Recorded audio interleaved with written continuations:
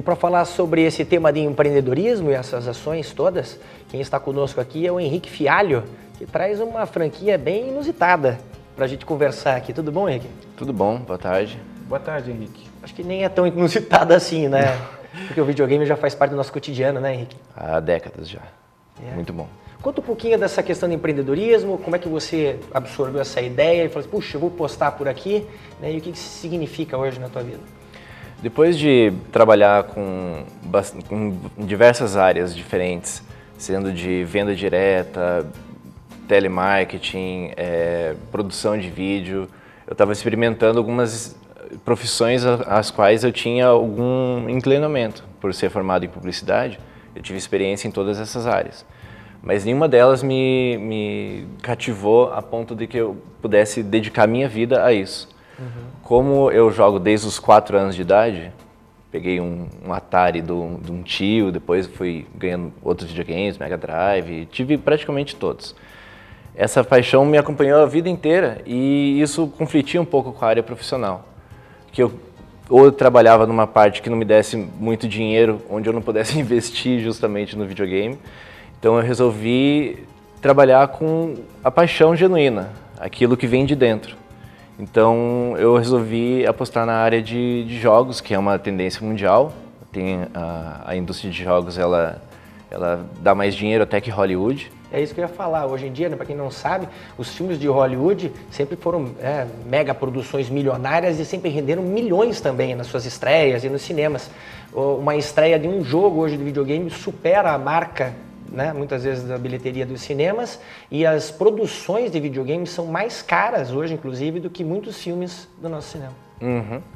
E o barato do videogame é que agora, com a questão gráfica avançada ao ponto do gráfico a 4K, ele se transforma numa experiência interativa muito mais interessante do que um filme. Porque você pode, em alguns jogos, você pode decidir o caminho, o rumo da história. Tem jogos que chegam a ter 7, 10 finais diferentes, dependendo da maneira que você joga. Então é muito mais interessante, às vezes, do que você só sentar e receber o entretenimento. O que foi produzido. O livre-arbítrio mesmo do jogador, dando este ou aquele caminho e fazendo então o seu jogo se tornar realmente assim diferenciado. Existem alguns jogos que são realmente assim chamativos e o Henrique está aqui então para dizer para nós também o que nós, enquanto consumidores, gostaríamos de ter assim como novidade. Você trouxe até para nós aqui uma novidade que é um jogo infantil, mas que os adultos também gostam porque ele traz assim um lado nostálgico, né? Eu me lembro aí que lá em casa a gente joga e gosta muito desse jogo aqui e agora está trazendo para nós aí, que eu acho que vai ficar lá com a Flávia, com a Gabriela, já mandando um beijo para elas, nós vamos adquirir isso aqui, porque o Henrique trouxe para nós. Henrique, então, sobre essa escolha, o público-alvo e como que eles escolhem? Atualmente no Brasil, até por uma surpresa das pesquisas, 53% dos jogadores no Brasil são mulheres. Opa. Mudou um pouco a percepção, principalmente pelo acesso ao jogo em celular, em tablets, os mobiles. Eles deram acesso mais direto a um público que estava sendo negligenciado. Porque, em vez das mulheres serem objetificadas ou super sexualizadas nos jogos, os jogos mobile, eles dão uma saída mais tranquila para os jogadores que não precisam de apelos como esses, hollywoodianos no caso, para chamar atenção para os jogos. Então, mas o público-alvo dos jogos hoje em dia está muito variado. Na loja lá no Shopping Miller aparece criança, aparece avô, todas as idades e principalmente pessoas a partir dos 20 aos 40 que eles trabalham e no começo do mês ou no final do mês eles vão lá para comprar jogos, para aliviar um pouco desse estresse que o dia a dia nos traz. O legal é que os jogos, eles, além de mexerem com a parte física, né, psicomotricidade, entre outras tantas vantagens, né, é um prato cheio para quem quer ter lazer entretenimento, né? Um passatempo, né? E mas tem muita gente que critica ainda o videogame, muitos pais que proíbem ou têm horas determinadas, né? Porque não entendem ainda os benefícios dos jogos. Você que está bem atento a esses benefícios, né? O que você poderia destrinchar aí de benefícios que são úteis? Por exemplo, meu filho, ele tem 6 anos. Eu coloco ele para jogar vários tipos de jogos, mas o que ele gostou por vontade própria são jogos de quebra-cabeça, que estimulam o raciocínio lógico, raciocínio matemático, espacial. Aí você começa a enxergar as coisas de uma outra maneira, você sem perceber, sem ser doutrinado ou ser colocado numa situação escolar, por exemplo, aprender coisas para a vida, a pensar rápido, a sair de uma situação com um raciocínio mais rápido. Essa tomada de decisão mais veloz. Essa tomada de decisão mais rápida. Mas é importante salientar que é bem viciante, assim. Eu sou viciado, tenho tatuagens de videogame, eu gosto muito, sou pós-graduado em videogame também. E toda essa dedicação foi para que eu pudesse viver disso. E preocupante só nas idades, na primeira infância, até os 10 anos mais ou menos, que tem que ser observado o que está sendo jogado. Porque tem muitos pais que compram um GTA, por exemplo, que é um jogo que... mais violento, né? Que é um jogo satírico, é irônico com a sociedade americana. Eles colocam tudo aquilo e eles exageram. Mas aí o pai vai e coloca lá, não, é só um videogaminho. Mas lá tem vários elementos como terrorismo, sadismo, prostituição, tráfico de drogas, como foi falado no bloco anterior. E às vezes os pais eles deixam isso à conta da criança e ela não tem a vivência para poder separar o que é real e o que é o jogo. Não que ela vá sair roubando carro ou matando as pessoas, mas é que precisa do acompanhamento dos pais e também de um controle de horas, senão fica muito tempo lá. Yeah. Eu condiciono para o meu filho, porque meu filho está no primeiro ano. Mas ele está lendo praticamente já tudo, ele escreve, ele cumpre com as obrigações escolares. Cumpriu essa parte, ele tem o final de semana para isso. Então, durante a semana a gente estimula outras áreas, ele gosta muito de Sonic. Então a gente brinca de Sonic, a gente traz o mundo do videogame para outras coisas que ele possa fazer, que não seja só aqui, assim, só sentado ali na ociosidade. Eu acredito que o Henrique está dizendo aqui é uma verdade muito importante. Não sei se na prática acontece isso, acho que ele deve ficar na frente do computador, o filho dele fala, não, filho, agora não, agora o pai é que está jogando. Mas isso tudo tem uma grande verdade e a gente se preocupa com isso, né? A palavra vício, a gente tem que correr longe, a gente tem que superar e a gente não pode ser viciado em nada nesta vida. Nós temos que ter virtudes e a gente observar enquanto pai, eu acho que é imprescindível e muito importante. Eu conheci o Henrique, que foi lá no Shopping Miller, vocês todos podem também estar indo lá na UZ Games, que fica junto lá onde tem os cinemas. Tem um quiosque e é onde que ele tem ali então um trabalho maravilhoso que é de apresentar os seus produtos. Tem jogos, mas eu também vi lá souvenirs. Aqui está. E o Gustavo vai apresentar um deles aqui. Ocupando a tela aqui. Aí temos um souvenir, até gentilmente cedido, né, pelo Henrique. A gente vai entregar agora aí para você que está em casa, no Facebook. Vou fazer uma pergunta, né, uma pergunta aqui no Face. Você responde. O primeiro que responder corretamente recebe. É um abridor de garrafas esse aqui, né? Imantado do Batman, do filme do Batman vs Superman. Olha que legal, né? E tem vários souvenirs desse aqui também na loja lá, né? Uhum. Temos almofadas, a gente tem controles, tem abridor de garrafa, a gente tem cartas Pokémon, jogos principalmente. Mas a gente tem uma gama de produtos que são do mundo geek, que é diferente que é uma maneira mais pop de dizer sobre o nerd, porque o nerd é mais o estudioso, o matemático, o geek é aquela pessoa que tem mais uma inclinação para o mundo pop dos jogos, dos filmes e etc. Se nós falarmos dos valores que são aplicados lá na tua loja, a gente pode dizer que quando fala de PlayStation ou fala de outros jogos, eles já são tabelados? Como é que funciona esse mercado assim para os nossos telespectadores ficarem sabendo? Existe os preços tabelados de lançamento, que eles são orientados pela franquia. Então a gente tem uma média de uma margem de aproximadamente 23%, 25% em cima dos produtos. E isso é negociável também, a gente recebe jogos usados, a gente tem uma política na loja que a gente recebe jogos usados de plataformas anteriores, como Xbox 360, PlayStation 3. Tem Atari lá? Não, ainda não. Jogos mais antigos pois assim? É. Ainda não. Mas ainda não. Mas essa última geração, ela ainda tem muita procura. Então, a gente recebe, a gente avalia jogos também. usados. O aparelho também? Aparelho, a gente está estudando essa opção, porque agora eu entrei em contato com uma pessoa que recondiciona e faz o trabalho no hardware que eu não tenho conhecimento. Entendi. Então, ele faz uma avaliação e recondiciona o aparelho. A gente recebe jogos usados, a gente gera um crédito na loja que pode ser usado tanto para bater o valor de um lançamento ou de um outro jogo ou para outros produtos também. E aí a gente revende esse jogo usado a um preço mais em conta para as pessoas. E quando você avisou isso ao franqueado, lá o franqueador, né? Ele não teve nenhuma oposição? Não, é uma prática deles. É uma política da franquia. Foi lá que eu conheci essa prática. Algumas outras lojas aqui em Curitiba também praticam, só que não com a qualidade da UZ Games. Isso é importante para você saber que a qualidade da UZ Games ela é diferenciada realmente, né? Acho que vocês podem fazer essa visita e conversar diretamente com o Henrique lá também no Shopping Miller.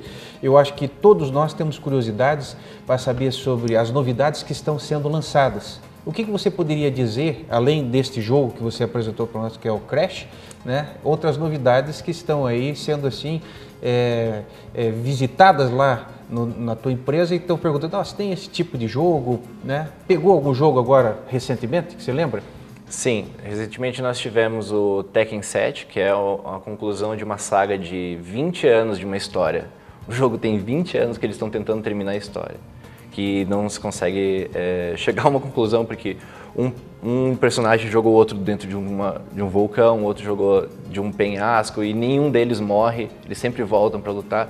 Então eles colocaram até um personagem da saga do Street Fighter para tentar concluir toda essa história e seguir em frente. Conseguiram concluir? Não, também sem êxito. Porque agora eles estão com a tendência dos jogos de luta de serem episódicos. Tem uma primeira temporada agora que foi apresentada, ela é meio curta, mas é propositalmente feita para que tenha sequências e eles possam vender as outras temporadas e colocar mais personagens e esquentar o jogo. Não só entregar um produto pronto, assim, mas... É uma tendência, né, hoje em dia, né? Sim, aconteceu com Street Fighter, com Tekken, agora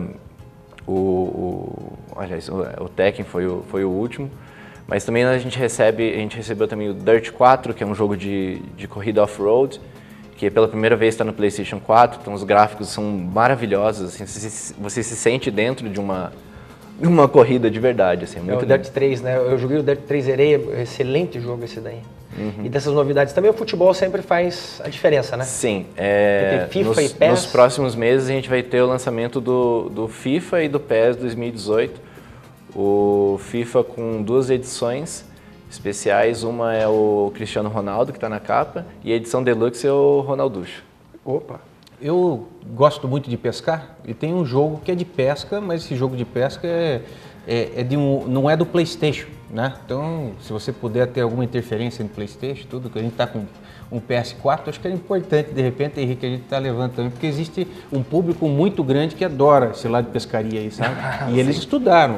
A pesca ela é bem dinâmica, assim, você tem iscas artificiais, você anda de barco ou você está pescando em algum local que você fica parado e você vê o comportamento do peixe que é igual quando a gente está pescando. Então, eles fazem um estudo realmente, assim, verdadeiro e trazem, assim, essas impressões que fazem, às vezes, nós estarmos nos sentindo, às vezes, até ali nesse momento tão especial que é junto com a vegetação, junto com a floresta, como ele falou, né? Você vai entrar no mundo e eles são experts, porque eles fazem isso aí como se fosse uma cena de filme.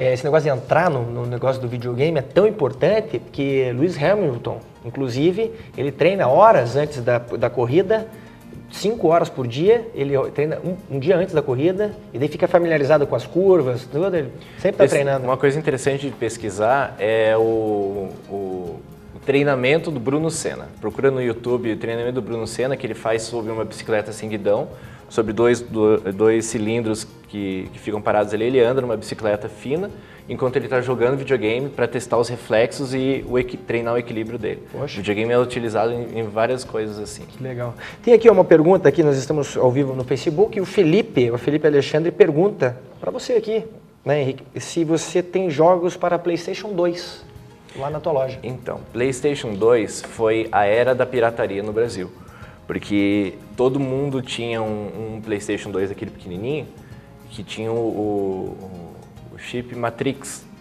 que era um que burlava a leitura da autenticação do jogo, se ele era original ou não. Então, como teve uma explosão de pirataria nessa época, até um pouco no Xbox 360, a gente não trabalha porque os títulos originais eles são muito caros e difíceis de encontrar, e qualquer 10 reais. Qualquer camelô no centro você encontra os jogos por 5. Então, tipo, não é interessante do ponto de vista mercadológico. Então, eu não trabalho com PlayStation 2, com esses videogames. E 360 antigos. Também é difícil, né? 360 é o que mais sai. É? Porque o pessoal tem o videogame fabricado aqui no Brasil, os jogos eram mais baratos mesmo. Então, mas mesmo assim o pessoal destravava para comprar os jogos falsificados. Nós temos os originais e a gente não incentiva nem recomenda que se destrave por uma questão de segurança, até por ser banido da própria... Não, você não consegue jogar online, toda vez que for precisar de uma atualização, você vai precisar pagar alguém que faça essa atualização do sistema, daí ele vai cobrar o que você não pagou nos jogos. Nós temos títulos a partir de R$30, que para um jogo original é um preço aceitável. Então, assim, com essa opção do Jogue Troque, a gente tem bastante opção para que você não precise ir para falsificação. A pirataria, dizem assim que a pirataria ajudou muito as fábricas de consoles no mundo inteiro e fez com que, inclusive, no Brasil se deixasse meio livre esse mercado, justamente porque fomentou demais a indústria da venda dos aparelhos, né, o que fez com que as empresas crescessem muito lá fora e pudessem desenvolver, com esses dinheiros todos, também tudo isso que a gente vê hoje. Então, assim, é um mal que, de repente, foi um mal necessário para grandes corporações ganharem. O que atrapalha de verdade o comércio dos games é a tributação excessiva. O governo tem 72% de impostos em cima dos jogos, então isso encarece muito e traz as pessoas para a pirataria. Então, se não fosse essa carga imensa, monstra dos jogos, assim, um jogo de R$150 no lançamento, R$250, que é normalmente o preço tabelado, ele estaria muito mais barato e competitivo. Provavelmente. E isso que o Henrique confidencialmente me falou, que antigamente os impostos eram um pouco mais altos e que eles acabaram então trazendo um preço mais acessível. Mas mesmo assim, um jogo como esse que está sendo trazido aqui para todos nós vamos pagar aí junto lá a UZ próximo de R$150, que é um preço realmente acessível e que vai trazer aqui 3 jogos para o entretenimento então da nossa família. Nós queremos agradecer ao Henrique Fialho, dizer da oportunidade que ele está tendo de estar conhecendo aqui os bastidores da TV Transamérica, do programa Show Magazine TV, e de fazer um convite para ele aqui no ar, para que ele venha mais vezes dizendo sobre as novidades, de repente até colocando numa tela os jogos e explicando num curto espaço de tempo para que você, telespectador, conheça um pouco mais sobre os jogos e também tenha essa vontade de estar interagindo, porque quando você está junto com o seu filho, está conversando, observando, como o Henrique falou, aí a gente está mais próximo, e esse que é o verdadeiro amor que nós esperamos, então, para ter uma família feliz, como todos esperam. Obrigado, Henrique. Eu que agradeço. Podia deixar um contato, então. Isso, como é que a gente faz para chegar em contato com vocês aí? Pode entrar em contato pela página do Facebook, o Z Games Curitiba, pelo telefone 3024 6777, nós temos o Pedro e o Alexandre, eles estão lá na loja para atender. E aparecer lá no piso L4 do Miller, já na saída da escada rolante, você já vê a tela ali, já encontra nosso quiosque, é facinho de encontrar. Eu vou lá, vou fazer uma visita lá. Com todo prazer. Puxa vida, acabar comprando mais um joguinho para minha coleção. Pode ir lá. Com certeza. Obrigado então pela sua audiência, obrigado Gustavo. Segunda-feira estarei de volta então trazendo mais informações para todos vocês aqui nesse grande encontro que é uma revista semanal, que é o Show Magazine TV. Um bom final de semana, sem abusos e até segunda. Eu agradeço a vocês, o Show Magazine continua por mais um bloco com música aqui. Fique conosco. É um breve intervalo e voltamos. Até já.